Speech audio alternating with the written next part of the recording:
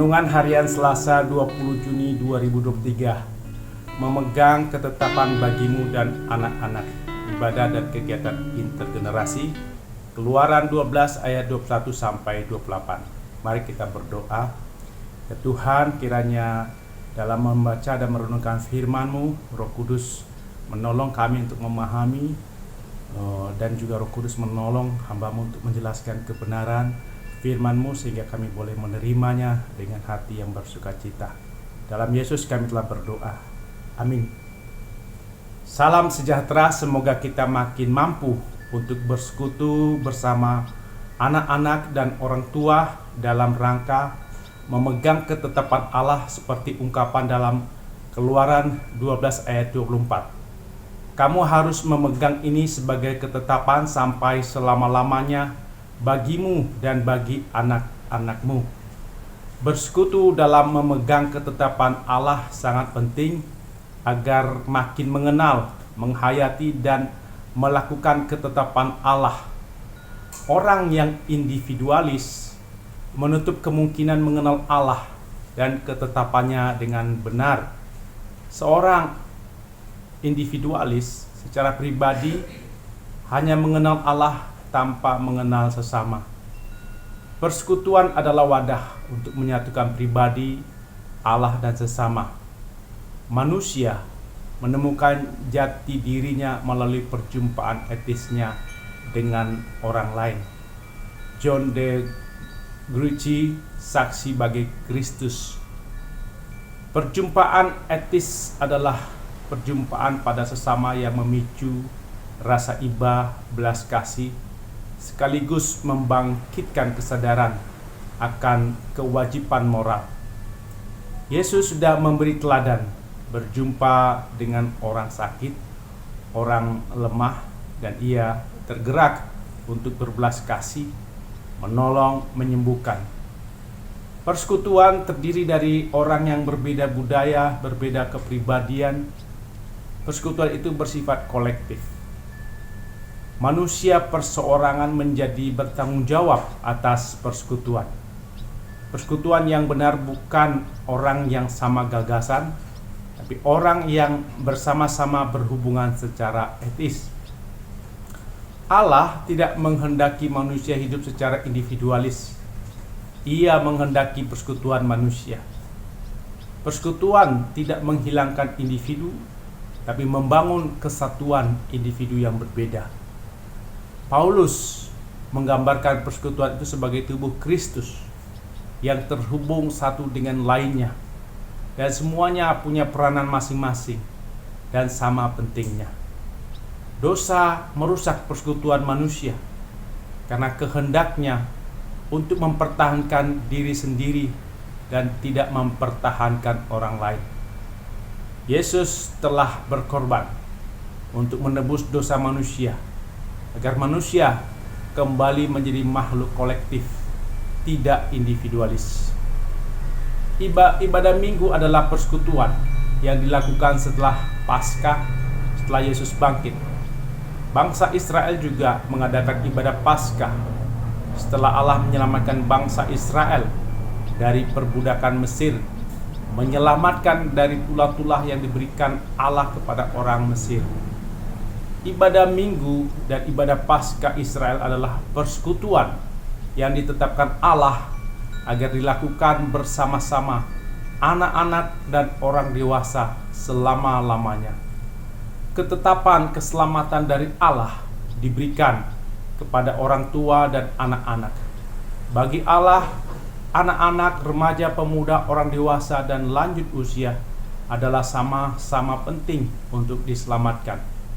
Allah tidak memisahkan anak-anak, remaja, pemuda, orang dewasa, dan lansia. Dalam ibadah Paskah, anak-anak juga dilibatkan. Keluaran 12 ayat 26-27. Ada peran anak-anak dan orang tua. Anak bertanya tentang apa arti ibadah Paskah. Maka orang tua menjelaskan bahwa ibadah Paskah adalah ibadah menghayati keselamatan dari Allah bagi orang yang taat pada kehendak atau ketetapan Allah. Anak-anak dan orang tua diminta taat pada ketetapan Allah selama-lamanya agar selamat dari tulah atau hukuman Allah dan masuk dalam kerajaan Allah. Ibadah dan kegiatan dalam gereja ada kecenderungan memisahkan jemaat berdasarkan usia atau generasi. Hal ini dapat memperlebar gap generasi yang merusak relasi persekutuan jemaat antara anak, remaja, pemuda, dan orang dewasa serta lanjut usia. Ibadah dan kegiatan intergenerasi dalam gereja adalah upaya pemulihan kehidupan persekutuan dalam gereja, memperkuat persekutuan, dan mengurangi perbedaan dan kesenjangan generasi. Perbedaan generasi dapat membuat orang berpandangan negatif terhadap generasi lain, seperti generasi lebih tua meragukan kepemimpinan generasi muda, meragukan spiritualitas generasi muda meremehkan generasi tua karena kurang adaptif teknologi, tidak nyaman berkomunikasi dan beribadah dengan generasi tua.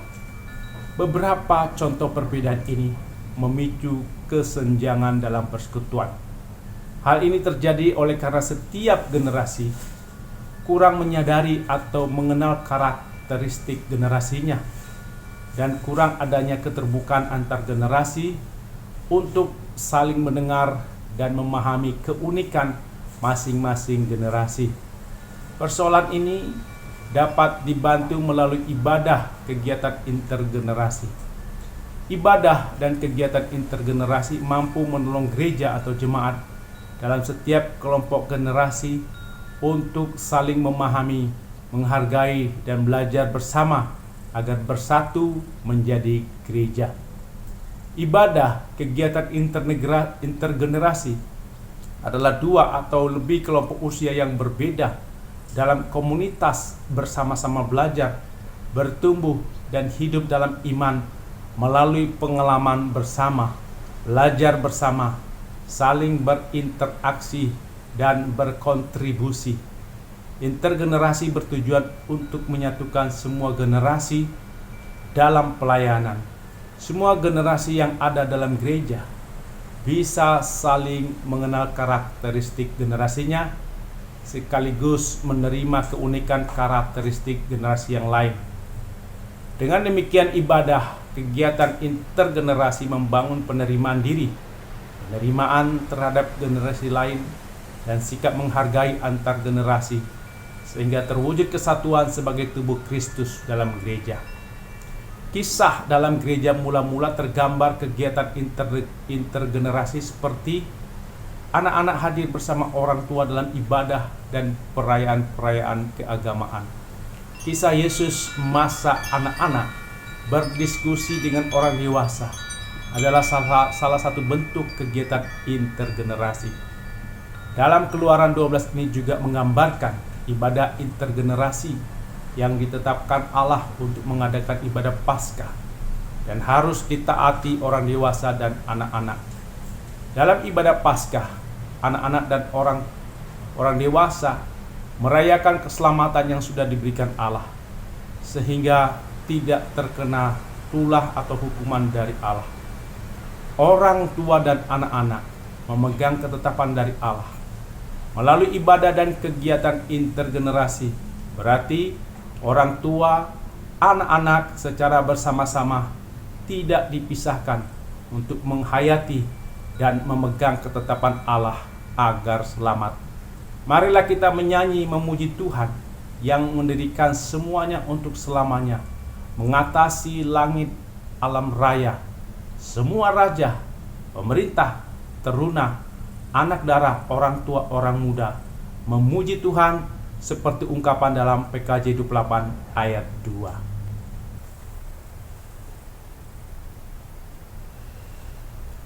Nyanyikan Tuhanmu, haleluya, haleluya. Malaikat kerubin, serafim pun puji Dia, yang mendirikan semuanya untuk selamanya. Keagungannya mengatasi langit alam raya, Wahai segala raja serta pemerintah dunia, teruna anak darah, orang tua dan yang muda, bunyikan bagi Tuhanmu seruling dan kecapi, dan puji Dia dengan sorak-sorai dan menari. Amin. Mari kita berdoa. Ya Tuhan, mampukan kami untuk bersekutu bersama anak-anak dan orang tua dalam rangka memegang ketetapan Allah melalui ibadah, pelayanan, dan kegiatan intergenerasi, agar kami saling mengenal, memahami, dan menerima. Dalam nama Yesus kami berdoa. Amin.